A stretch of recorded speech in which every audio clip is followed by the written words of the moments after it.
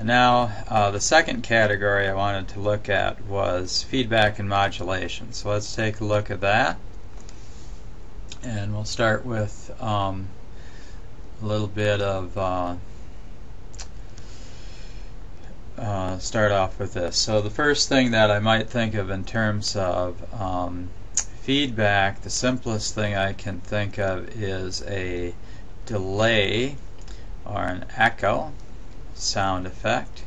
And in this case, the original signal is delayed by some amount and maybe mixed in with the original signal a little bit. And sometimes they also allow you to provide some delayed feedback back into the start again, so your echo sort of drops off over time.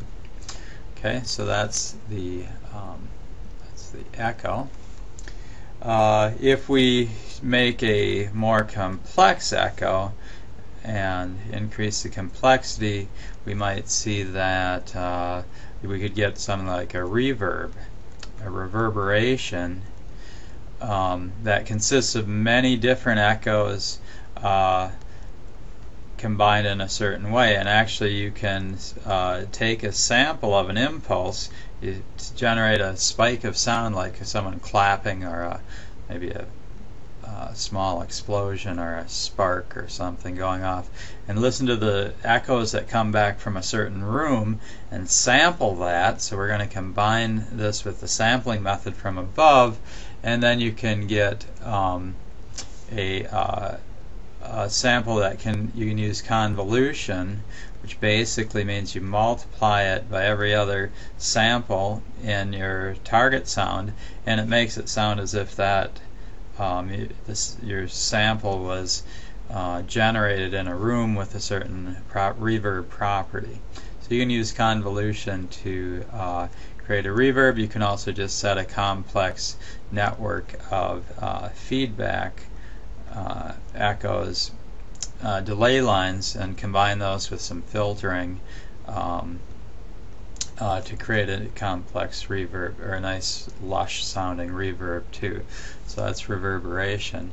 And then so the next thing we could do is, turns out if you take your sound and, let's see, delay it and feed it back and then invert it, so we're going to multiply it by -1 and put it back into your original signal, and you've created something called flanging. Although this was originally done with a tape recorder by holding your hand against the tape recorder and feeding back the sound.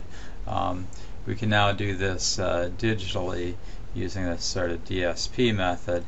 And it gives you the sound of it sounds sort of like a jet airplane flying over. If you put some noise through this, it'll make a whooshing sound like a jet airplane.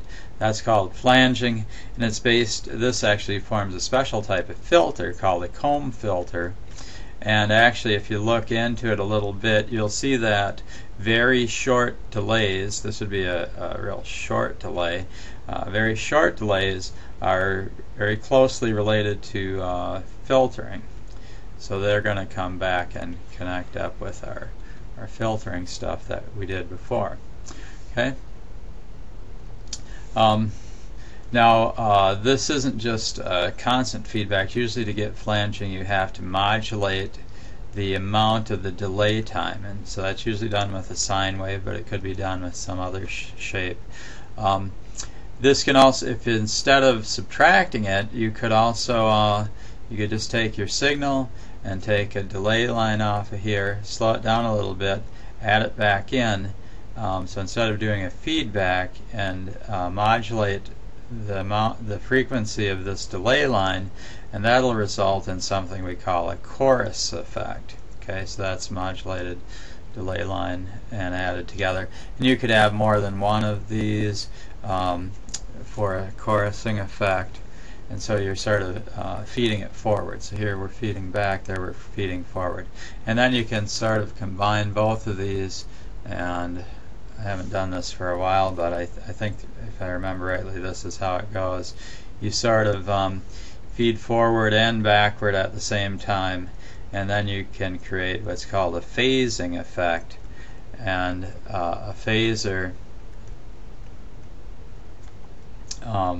has both a feedback path and a feed forward path and is modulated, and that is often used in on a stringed like a string pad to give it a very lush, rich sound.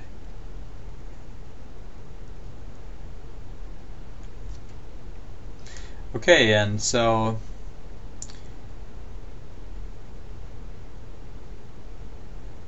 those are the different types of sound effects. Now there's one more that I'm going to cover, and that will be dynamics. So next time I'm going to do some dynamics, but I think I'll stop right here and we'll save the dynamics for next time.